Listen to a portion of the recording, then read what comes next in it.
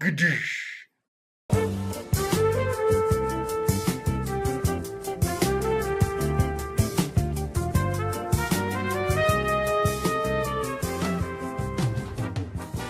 is he?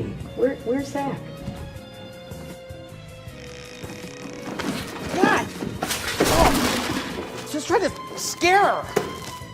Just, I'm not getting the Halloween spirit of it all. Not a good idea around the Secret Service. Are you okay? I'm fine. Okay. Just a bad start. Hi, welcome to another edition of Between Two Ferns. I'm your host, Zach Galifianakis, and my guest today is Hillary Clinton. Thank you very much, Mrs. Clinton, for being here. Critics have questioned some of your decision-making recently, and by you doing this show, I hope it finally lays that to rest. Oh, I think it absolutely proves their case, don't you? Are you excited to be the first girl president? Well, I mean, being president would be such an extraordinary honor and responsibility.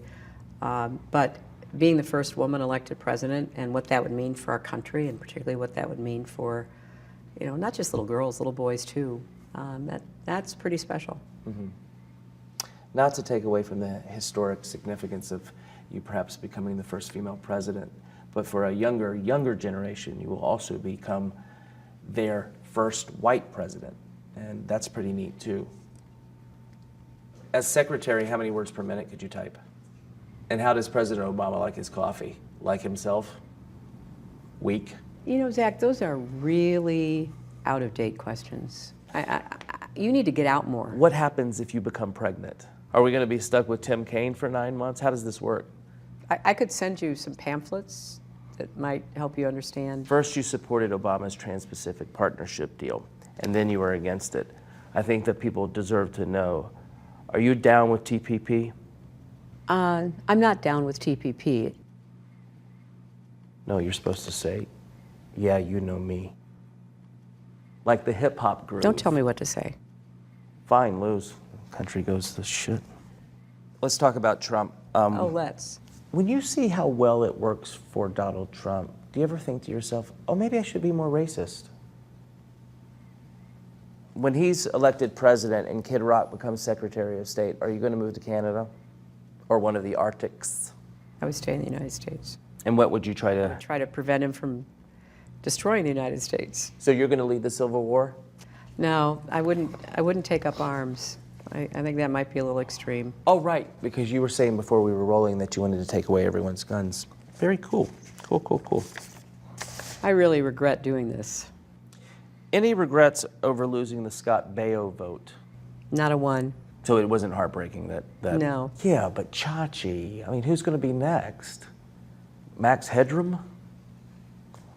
I'd love to meet the person who makes your pantsuits. Oh, really? Yeah, because for Halloween, I wanted to go as a librarian from outer space. I think that would be a good look on you. Have you thought about what you're going to be wearing at the debates? There's this thing called the double standard, and so I think about, well, what should the first woman nominee of one of our two major parties wear to the debate?